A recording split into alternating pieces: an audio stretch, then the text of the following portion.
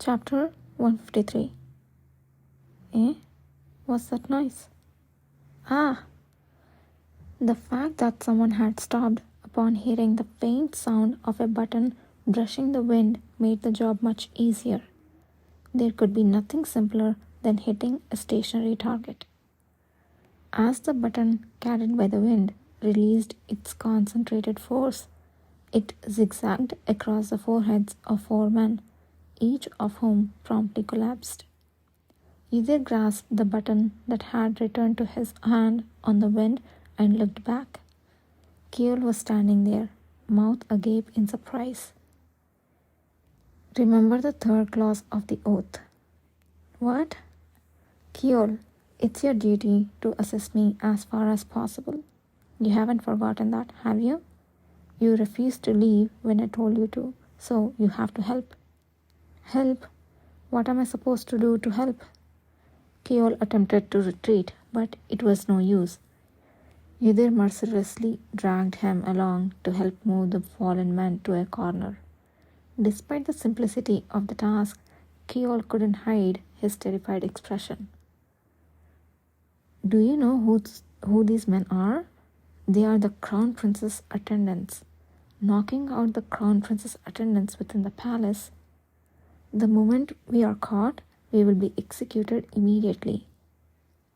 If I'm caught, you'll be caught too, so it doesn't matter. Ydir showed no fear at the mention of execution. After all, he had already had his neck sliced once. What would he have to fear now? No, not me, Keol whimpered lowly. I was only coerced by you. You're already an accomplice, Keol, just by carrying this and that for me. You, Keol, who had intended to intimidate Ydir, instead received a counterattack twice as strong. He gritted his teeth and abruptly turned his head, seemingly wanting to vent his anger by roughly moving the attendants of the prince. Ydir, whether he liked it or not, grabbed the arm of the last man to be moved and dragged him along. That's when it happened. A sudden sharp pain shot from the inside of his right hand and pierced through his entire palm. Unconsciously wincing, Ydir looked down at his hand. His hand was covered with a white glove, so he couldn't see inside, but he had a guess about the cause of the pain. The spot is starting to spread from exercising just that little bit of strength. What are you doing? You were the one who said to move them quickly. If it weren't for Keol, he would have checked immediately, but he couldn't and he felt a bit frustrated. Anyway, Keol was not helpful. Ydir postponed his inspection, dragged the last attendant, and then started walking towards the underground stairs they were originally headed for.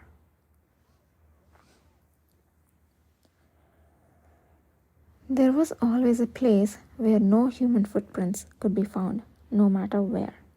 Even if that place was inside the palace where hundreds of people were attending a party. Ydir, with his previous life's experience, almost knew the structure of the palace. Keol, who was hesitantly following behind him, stepped onto the stairs leading downstairs, looked around and opened his mouth. You seem to have not learned the basics of infiltration. What are you going to do if someone finds out? It's common sense to silence your footsteps when sneaking in. Infiltration basics? From Ydir's perspective, who had penetrated all sorts of places under Emperor Kishtian's order, it was a laughable remark. It was clear that he was talking out of fear of the silence. So Ydir replied dismissively, as if looking at a scared child. If you're just talking to avoid the silence, maybe you should turn back now. What? How audacious. I'm a high-ranking Imperial Knight. I have no fear. How dare you treat me like... Ah! Having been stuck in a sensitive spot, Keol, who had been angrily spouting off, suddenly staggered and hit his head on the wall. At the same time, heat rose from the seal of the oath inscribed on the Yudhir's hand. It seemed that the power of the oath had activated lightly due to Kjol's verbal outburst. Yudhir watched with a slight tongue click as Kjol, in his efforts to stand straight, repeatedly hit his head against the wall. "Did you fall asleep?" "Asleep? My foot?" He had planned to leave him be if he fell asleep due to breaking the contract, but luckily or unluckily, he didn't seem to be that severe. Maybe it would have been better to knock him out with the servants before descending. Kjol growled as if he knew exactly what Yudhir was thinking, tightly gripping the hem of his uniform. "If I had fallen asleep, you would have left me or killed me right away. That will never happen, you monster. I will watch you closely with my own eyes." "Even if you watch, you won't be able to tell anyone, so why bother?"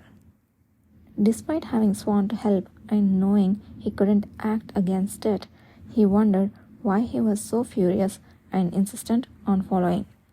He hadn't even thought of acknowledging the favor he'd been receiving so far, but being treated like a monster for going above and beyond was rather fresh. Yudhir even forgot about the heat and pain rising from the hand with the seal of the contract and let out a brief laugh. "Did you just laugh?" "Quiet down. Even though everyone's in the hall now, we never know when they could return." At Yudhir's response, Kjol was taken aback and shut his mouth. From the way he frantically looked around, he didn't exhibit any of the dignity befitting an imperial knight. For a while after that, he followed Yudhir in silence, but eventually he couldn't bear the quiet and spoke again. "Hey." "Cavalry? Not going to respond?" "Why bother?" Facing Yudhir, who was clearly annoyed, Kjol swallowed his anger and spoke again after a moment. "You are here because of His Grace, Duke Paleta, aren't you? I have been watching him since we were young, so I know him well.